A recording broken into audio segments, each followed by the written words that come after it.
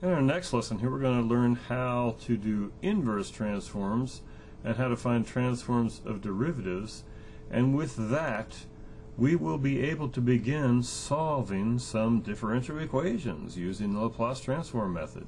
I'm ready, so let's go. Okay, so let's go.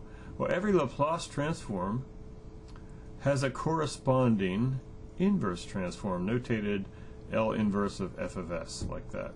And I'll probably just wind up L inverse of, well, like I wrote them here. So the inverse transform of 1 over s is the function 1, constant function of t. The inverse transform of 1 over s squared, of course, is t. The inverse transform of n factorial over s to the n plus 1 is t to the n. The inverse transform of k over s squared plus k squared is sine of k times t. Likewise with inverse transform of cosine, well, actually of s over s squared plus k squared is cosine of k times t, and the inverse transform of 1 over s minus a is e to the a times t. Similarly, I mean, this is the same chart I showed you, only backwards. The same chart that was, I think, theorem 7.3 or something like that in the last lesson. But this is just the backwards version of that. So let's do some inverse transforms.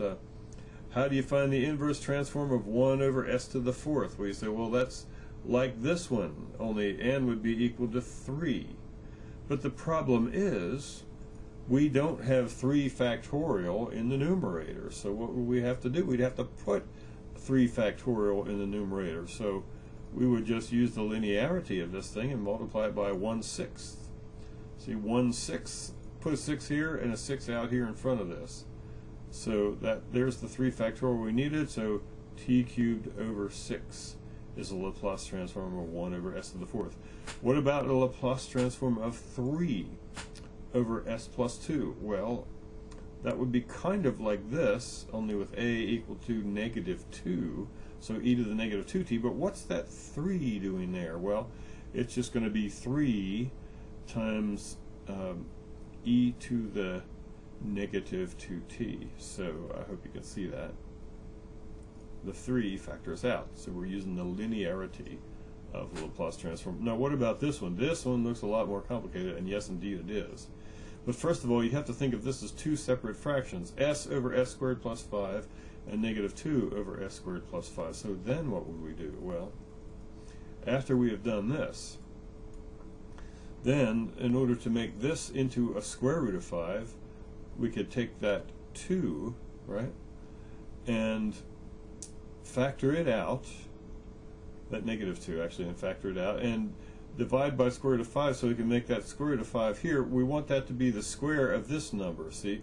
So we can say it's going to be a cosine of kt, like that. Actually, that one's going to be the sine. This one's going to be the cosine. So, here's what we got. We got this for this part, cosine of square root of 5t. For this part, we got 2 over the square root of 5. I've simplified that a little bit, made it -2 square root of 5 over 5 times sine of square root of 5t. And there we have those nice inverse transforms. Yay! Yes, and it wasn't hard at all.